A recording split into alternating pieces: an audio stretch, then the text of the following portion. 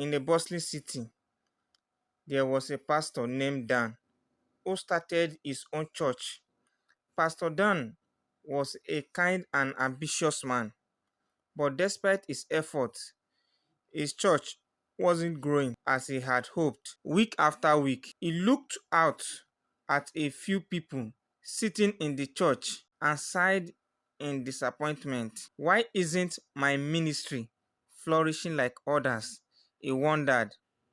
One evening, as Pastor Dan sat in his small office, he decided to visit his old friend, Pastor Fed, who had a church in the same city.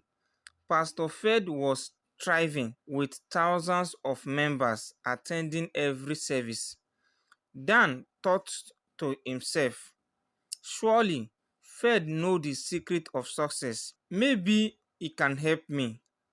The next day, Pastor Dan met Pastor Fed and asked, Fed, your church is growing so fast. What is your secret?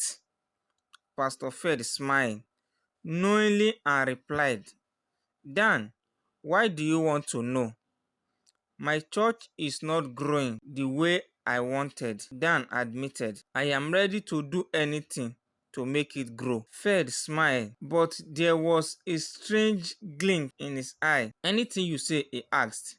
Yes, anything, Dan confirmed. All right, Pastor Fed said, leaning closer. I will show you what I do. I need to ask you something first. Are you ready to do exactly what I am doing? There's no turning back once you start. Pastor Dan hesitated for a moment, but then nodded. I am ready, he said firmly. The following evening, Pastor Ferry took Pastor Dan to meet an herbalist deep in the outskirts of the city. The herbalist, an old man with a long beard and piercing eye, greeted them with an airy smile. Ha! Pastor Dan, he said, as if he already knew him. You want your church to grow, don't you? Pastor Dan was surprised, but he replied, yes, that is what I want. The herbalist chuckled and said, there are three tasks you must complete to have the largest church in the city and maybe even in the world, the herbalist said. Pastor Dan leaned in, eager to hear. What are they? He asked. The herbalist said, I'm going to tell you the three things right now.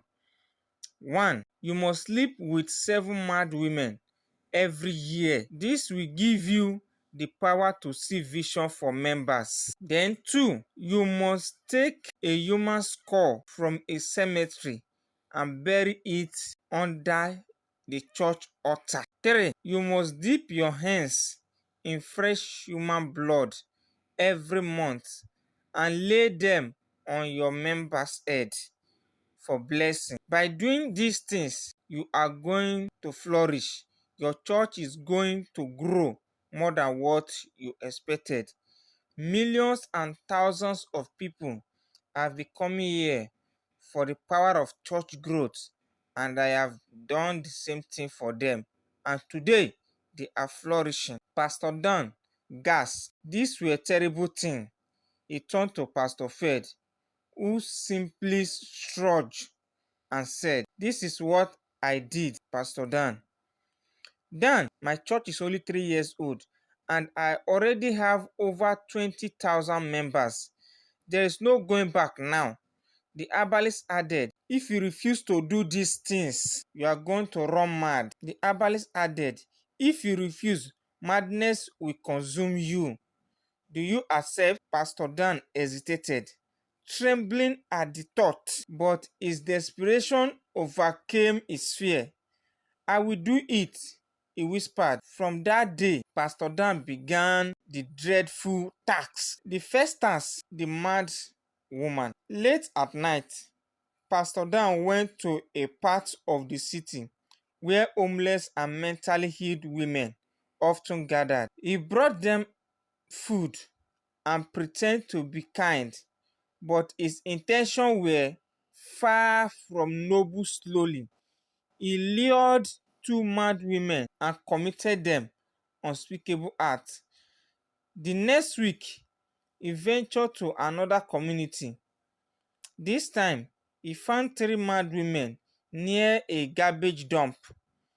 However, when he approached them with food, they chased him away, yelling and waving sticks with fear in his mind. Days later, he went and disguised himself, dressed in a rag cloth.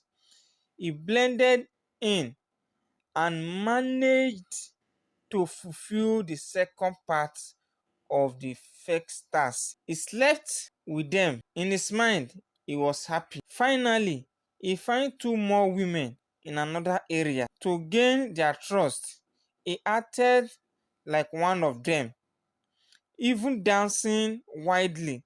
He disguised himself and walked towards them, and he completed the first task by sleeping with the mad women. The second task, the skull.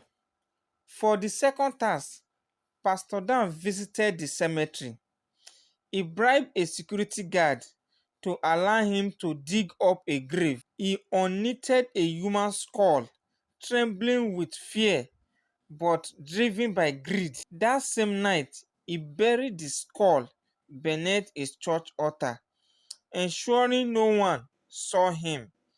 He was so confident in himself. He was so desperate for his church growth. The third task, fresh blood. The third task was the hardest. Pastor Dan wondered how he could get fresh blood every month. After much thought, he approached a notorious woman who ran an illegal baby factory. They struck a deal. Every month, a life would be sacrificed and Pastor Dan will receive the blood. Though it felt a pang of guilt, he reminded himself of his growing congregation that this is what I really want if I want my ministry to grow. The rise of a Pastor Dan church. Weeks turned into months, and Pastor Dan's church began to flourish. People flocked to his services, drawn by the miracle he performed. He laid his bloodied hand on the sick and they were healed. He prophesied over his member and his vision seems accurate. Soon, his church became one of the largest in the city. But the secrets have a way of coming light. One December Sunday, a visiting prophetess attended Pastor Dan's church. She had come to the city for the holidays and decided to worship there. During the service, Pastor Dan began laying his hand on people. But as the prophetess watched, her spiritual eye opened and she saw the truth. Pastor Dan's hands were dripping with blood. She stood up and shouted, "This is not a man of God. His hands are soaked in the blood of innocent souls." The congregation froze in shock. Murmur filled with church as the prophetess revealed everything she had seen. Pastor Dan tried to deny it, but the prophetess pointed to the altar and told the congregation, "Go and dig beneath the altar and you will find the skull he buried." The truth exposed. That evening, the member dug up the altar and find the skull, just as the prophetess had said. News of Pastor Dan's deed spread like wildfire, and his church crumbled. He was arrested and confessed everything, including the part Pastor Dan lost with everything. His church, his follower, and his freedom. He realized too late that chasing success through evil only led to ruin. The story of Pastor Dan became a warning to others. Shortcuts and dark paths led to destruction. True success comes from hard work, faith, and patience.